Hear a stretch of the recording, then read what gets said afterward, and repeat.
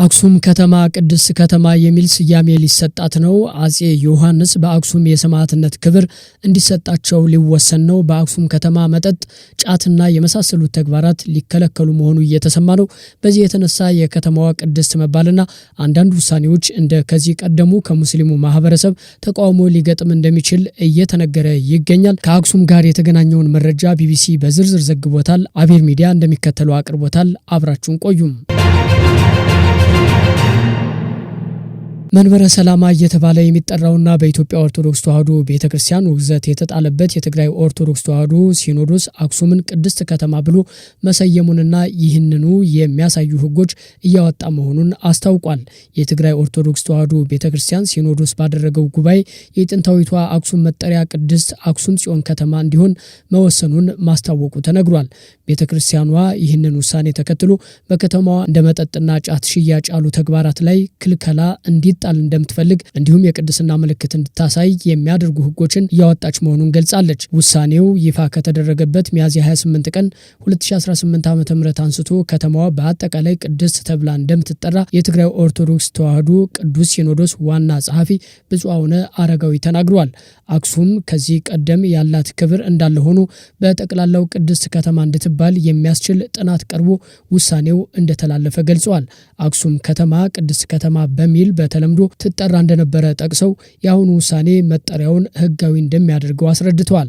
አክሱም ሕገ ልቦና፣ ሕገ ኦሪት፣ ሕገ ወንጌልን ጠብቃ የኖረች የረጅም ዓመት የክርስትና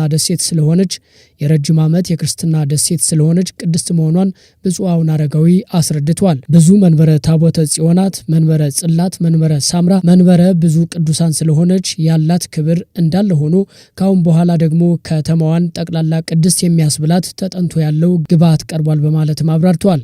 ከተማዋ በዚህ ዘመን ያላትን ቅድስና ቀጣዩ ትውልድ ይዞ እንዲሄድ በሚል አጠቃላይ ከተማዋ ቅድስት ተብላ እንድትጠራ የትግራይ ኦርቶዶክስ ተዋሕዶ ቅዱስ ሲኖዶስ መወሰኑን አክሏል። የትግራይን ጦርነት ተከትሎ ከኢትዮጵያ ኦርቶዶክስ ተዋሕዶ ቤተክርስቲያን በተለያዩ አባቶች የተመሰረተው የትግራይ ኦርቶዶክስ ተዋሕዶ ቤተክርስቲያን ሲኖዶስ መንበረ ሰላማ ዋና ጸሐፊ ብፁዕ አቡነ አረጋዊ እንደተናገሩት አክሱም በአጠቃላይ ቅድስት ከተማ እንድትባል በመወሰኑ ምክንያት መጠጥና ጫትን የመሳሰሉት ላይ ሙሉ በሙሉ ክልከላ ለመጣል ከሚመለከታቸው አካላት ጋር ንግግር እያደረጉ ነው።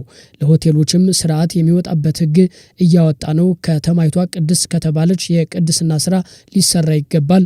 ጠቅላላ ከተማዋ የቅድስና ምልክት እንድታሳይ የሚያደርጉ ሕጎች እያወጣ ነው ብለዋል። የከተማዋን ጥንታዊ ታሪክ፣ ማንነቷን፣ ክብሯን ዓለም እንዲያውቀው ማድረግም ዓላማቸው መሆኑን አክለዋል። አሁን ላይ ከተማዋ ለቅድስና የሚበቁ ነገሮች ማድረግ ስላለባት ቤተክርስቲያኒቷን ሕዝቧንና ምዕመኗንም በደንብ እንደሚያስተምሩ ተናግረዋል።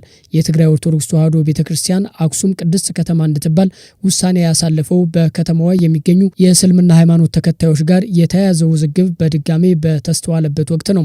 በከተማዋ የሚገኙ መስጊዶች ከሚያዝያ መጀመሪያ አንስቶ የስግደት ስነ ስርዓታቸው መስተጓጎሉ ተገልጿል። የኢትዮጵያ እስልምና ጉዳዮች ጠቅላይ ምክር ቤት ባወጣው መግለጫ በአክሱም ከተማ የሚገኙ ሙስሊሞች ድብደባ እንደተፈጸመባቸውና የመስጊድ ንብረቶች በጸጥታ ኃይሎች በተወሰደ እርምጃ ጉዳት እንደደረሰባቸው አስታውቆ ነበር። ከዚህ ቀደምም በከተማዋ የእስልምና ሃይማኖት ተከታዮች የመስጊድ ግንባታና የሴት ሙስሊም ተማሪዎች ሃይማኖታዊ አለባበስ ጋር በተያያዙ ውዝግቦች ተነስተው ነበር። ይህንን ተከትሎ ከተማዋን ቅድስት ብሎ መሰየም በሙስሊም ነዋሪዎች ዘንድ ሊፈጥር የሚችለው ቅሬታ አሊያም ቅራኔ ስለመኖሩ የትግራይ ኦርቶዶክስ ተዋሕዶ ቅዱስ ሲኖዶስ ዋና ጸሐፊ ብፁዕ አቡነ አረጋዊ ተጠይቀዋል። ዋና ጸሐፊው ከአክሱም ሕብረተሰብ ጋር በሰላም በፍቅር የሚኖሩ ወንድማማቾች ናቸው፣ የተለየ ሀሳብ ይኖራቸዋል ብዬ በግሌ አላምንም ሲሉ መልሰዋል። አክሱም ቅድስነቷን፣ ታላቅነቷን፣ ጥንታዊነቷንና ቅርስነቷን በማመን የሁለቱ ሃይማኖት ተከታዮች ማህበራዊ መስተጋብር እንዳላቸው ጠቅሰው ቅድስት በመባሏ የተለየ ድጋፍ ይሰጣሉ እንጂ የሚቃወሙት ነገር ይኖራል ብዬ አላስብም። ካለ ግን ከሙስሊሙ ሕብረተሰብ ጋር መነጋገር ይቻላል በማለትም አስረድተዋል። ከአንደኛው ክፍለ ዘመን አንስቶ እስከ 9ኛው ክፍለ ዘመን ድረስ የአክሱም ስርወ መንግስት ዋና ከተማ የነበረችው ጥንታዊቷ አክሱም የአክሱም ጽዮን ቅድስት ማርያም ቤተክርስቲያን መገኛ ናት።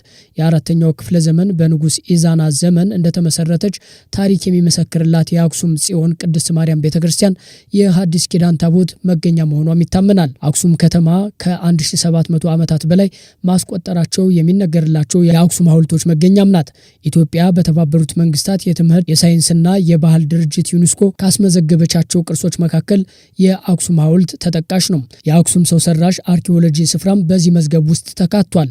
ይህ ስፍራ የሰው ልጅ የፈጠራ ውጤት እንዲሁም ወሳኝ የታሪክ ምዕራፍን የሚወክል ነው ተብሏል። የኢትዮጵያ ጥንታዊ መዲና አክሱም የኃያላን መንግስት ዋና ከተማ፣ የሃይማኖት ማዕከል እንዲሁም ጥንታዊ ሃይማኖታዊ መንግስትን በአፍሪካ ውስጥ የመሰረተች ተብላ በተመራማሪዎች ትጠቀሳለች። የትግራይ ኦርቶዶክስ ተዋሕዶ ቅዱስ ሲኖዶስ አክሱምን ቅድስት ከተማ ብሎ ከሰየመ በተጨማሪ አጼ ዮሐንስ የክብር ሰማዕትነት እንዲሰጣቸው መወሰኑን ዋና ጸሐፊው ተናግረዋል። አጼ ዮሐንስ ለሀገራቸው አንድነት እንዲሁም አብያተ ክርስቲያናትን በማሰራት ለሀገሪቱ ትልቅ ውለታ መዋላቸውን የሚገልጹት ዋና ጸሐፊው በሰማዕትነት ስላረፉ ቤተ ክርስቲያን ልታስባቸው ልትዘክራቸው ይገባል ብለዋል። ለሀገርም ለቤተ ክርስቲያንም የሰሩት ውለታ ትልቅ ነው። እንዲህ ያሉ ደጋግ ሰዎችን ለማስታወስ ንፉግነት ነው ያሉት ብፁዕ አቡነ አረጋዊ አጼ ዮሐንስ ሰማዕት ተብለው እንዲጠሩ መወሰኑን አስረድተዋል። የትግራይ ኦርቶዶክስ ተዋሕዶ ቅዱስ ሲኖዶስ ያስተላለፋቸው አጠቃላይ ውሳኔዎች 12 ሲሆኑ በኢየሩሳሌም ገዳማት የሚያገለግሉ የትግራይ ተወላጅ የሆኑ መነኮሳት ጉዳይም በዚህ ከተካተቱት አንደኛው እንደሆነ ተናግረዋል። የትግራይ ተወላጆች በመሆናቸው ብቻ ከመኖሪያ ቤታቸው፣ ከደሞዛቸው፣ ከሚቀድሱበት አገልግሎታቸው ለ6 ዓመታት ታግደዋል ያሉት ብፁዕ አቡነ አረጋዊ የኢትዮጵያ ኦርቶዶክስ ተዋሕዶ ቤተክርስቲያን ሲኖዶስ ለዚህ መፍትሄ እንዲሰጥ አሳስበዋል ሲል ዘግቧል ቢቢሲ አማርኛ። በሌላ ዜና የትግራይ ሲኖዶስ አክሱምን ቅድስት ከተማ ማለቱ ለከተማው ሙስሊሞች ከባድ ስጋትና ቅሬታ መፍጠሩን ሀሩንና ትግራይ ሙስሊም ሚዲያ የተባሉ ሚዲያዎች በውሳኔው ዙሪያ ያላቸውን ቅሬታ በማህበራዊ ሚዲያ ገጾቻቸው ላይ አስነብበዋል። የትግራይ ኦርቶዶክስ ተዋሕዶ ቤተክርስቲያን ሲኖዶስ መንበረ ሰላማ አክሱም ከተማን ቅድስት ከተማ አክሱም ጽዮን በማለት መሰየሙና ለአጼ ዮሐንስ አራተኛ የሰማዕትነት ዕውቅና መስጠቱም ከፍተኛ ትችት እያስነሳ ይገኛል። ሀሩን ሚዲያ እንዳስነብበው ከሆነ ሲኖዶሱ ውሳኔውን ያሳለፈው አክሱም የሕገ ልቦና የኦሪትና የክርስትና እምነት መሰረት መሆኗን በመጥቀስ ቢሆንም ይህ እርምጃ ከሀገሪቱ ሕገ መንግስታዊ የሴኩላሪዝም መርህ ጋር የሚጋጭና የከተማዋን ሙስሊም ነዋሪዎች መብት የሚጋፋ ነው። የሕግ ባለሙያዎችና የመብት ተሟጋቾች እንደሚያስረዱት አክሱምን የአንድ ሃይማኖት ብቻ ቅድስት ከተማ አድርጎ መሰየም አስተዳደራዊ መዋቅሩን ከሃይማኖት ጋር በማቀላቀል የሌሎች እምነት ተከታዮችን በተለይም ሙስሊሙን ማህበረሰብ ያገላል ሲል ይጨምራል። ይህ አይነቱ ውሳኔ የከተማዋ ሙስሊሞች የመስጊድ ግንባታ፣ የመቃብር ቦታና ሂጃብን የመሰሉ ሃይማኖታዊ መብቶቻቸው ይበልጥ እንዲገደቡ ከማድረጉም በላይ ለዘመናት በከተማዋ የኖረውን ማህበረሰብ እንደ ሁለተኛ ዜጋ እንዲታይ የሚያደርግ ስጋት ደቅኗል ብለዋል። በሌላ በኩል ሲኖዶሱ ለአጼ ዮሐንስ አራተኛ የሰጠው የሰማዕትነት ዕውቅና የታሪክ ምሁራንንና ሙስሊሙን ማህበረሰብ በእጅጉ አስቆጥቷል ሲል ሀሩን ሚዲያ ማተቱን ይቀጥላል። አጼ ዮሐንስ በኢትዮጵያ ታሪክ ሙስሊሞችን ተጠመቁ፣ ካልሆነ ሀገር ለቃችሁ ውጡ በማለት ያስገደዱም የእስልምና መጽሐፍትን ያቃጠሉና አሻፈረኝ ያሉትን ያስጨፈጨፉ መሪ መሆናቸውን ታሪክ ይመሰክራል ብሏል። ይህ ጥቁር የታሪክ ጠባሳ እያለ መሪውን በሰማዕትነት ማወደስ በወቅቱ የተፈጸመውን ግፍ እንደ መደገፍ የሚቆጠር ነውና በሙስሊሙ ማህበረሰብ ላይ የተፈጸመውን ታሪካዊ በደል የሚዘነጋ አድራጎት መሆኑ ተገልጿል። በተጨማሪም ባለፈው ሚያዝያ 2 ቀን 2018 ዓ.ም በአክሱም ሹቅ መስጊድ ውስጥ ዱዓ ላይ በነበሩ ሙስሊሞች ላይ የደረሰውን ጥቃት አስመልክቶ ሲኖዶሱ የሰጠው ማብራሪያ ሌላው አነጋጋሪ ነጥብ ሆኗል። በተጨባጭ ሼክ መሐመድ አወልን ጨምሮ በርካታ ምዕመናን ተደብድበው ሆስፒታል መግባታቸው እየታወቀ ሲኖዶሱ በመግለጫው ተበዳይ ሙስሊሞችን በጸባጫሪነት መክሰሱ የፍትህ መዛባትና የጋራ አብሮነትን የሚጻረር ነው በሚል ተወግዟል። በአጠቃላይ የሲኖዶሱ ውሳኔዎች አድሏዊና የዜጎችን እኩልነት የሚጥሱ በመሆናቸው አክሱም የሁላችንም ከተማ መሆኗ ቀርቶ የአንድ እምነት ተከታዮች ብቻ ተደርጋ መታሰቧ በቀጣይ ለሃይማኖት ግጭት መንስኤ እንዳይሆን ስጋትን አጭሯል። በመሆኑም መንግስት የዜጎችን እኩልነትና የሃይማኖት ነጻነት የማስከበር ህገ መንግስታዊ ግዴታውን እንዲወጣ ጥሪ ቀርቧል ሲል ሀሩን ሚዲያ ቅሬታውን አሰምቷል። ይህ በእንዲህ እንዳለ ሆኖ አክሱም የሰው ልጅ የጋራ ቅርስ እንጂ የአንድ ሃይማኖት ይዞታ አይደለችም በማለት ትግራይ ሙስሊም ሚዲያ የተባለ ገጽ ቅሬታውን አስነብቧል። አክሱም በ1980 በዩኔስኮ የዓለም ቅርስነት የተመዘገበችው ቅድስት ከተማ ስለሆነች ሳይሆን እጅግ ላቅ ያለ ታሪካዊና አርኪኦሎጂካዊ ፋይዳ ስላላት ነው። ዩኔስኮ አክሱምን የመዘገበው በመስፈርት ሲሆን ይህም የሰው ልጅ የፈጠራ ጥበብ ውጤትና የታላቅ ስልጣኔ ማሳያ መሆኑን ያረጋግጣል። የዚህ ዕውቅና መሰረቱ ከክርስትና በፊት የነበሩት የ3ኛውና የ4ኛው ክፍለ ዘመን ግዙፍ የድንጋይ ሐውልቶች እንደ ሮዜታ ስቶን በግዕዝ በሳባውያንና በግሪክ ቋንቋዎች ታሪክን የሚነግረው የኢዛና ድንጋይ እንዲሁም ከመጀመሪያው ክፍለ ዘመን ጀምሮ ያሉ ጥንታዊ መቃብሮች ናቸው።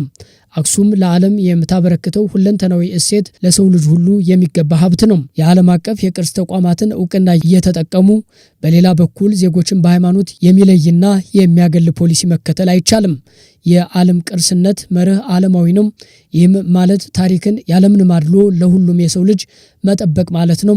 በተጨማሪም የተገነጠለው የትግራይ ሲኖዶስ መንበረ ሰላማ አክሱምን የአንድ እምነት ብቻ ቅድስት ከተማ አድርጎ መሰየሙ ከመንፈሳዊነት ይልቅ በከተማዋ በሚኖረው ሙስሊም ማህበረሰብ ላይ ለሚፈጸመው በደል ህጋዊ ሽፋን ለመስጠት የተወጠነ አደገኛ ቁማር ነው ሲል ውሳኔውን እየተቃወመው ይገኛል። ህገ መንግስታዊውን የሴኩላሪዝም መርህ በግልጽ በሚጻረር መልኩ ዛሬ አንዱ አካል ተነስቶ የጋራ ከተማን የኔ ብቻ ቅድስት ነች ካለ ነገ ደግሞ ሌላው እየተነሳ የፈለገውን ቦታ ቅዱስ ሌላውን እርኩስ እያለ ማወጁ አይቀርም። ይህ ደግሞ ሀገርን ወደ ለየለት አዘቅት የሚገፋ ስርዓት አልባነት ነው። አክሱም በሁሉም ዜጋ መብትን እኩል የምታስተናግድ የጋራ ከተማ እንጂ የአንድ ሃይማኖት ብቻ የግል ርስት አይደለችም።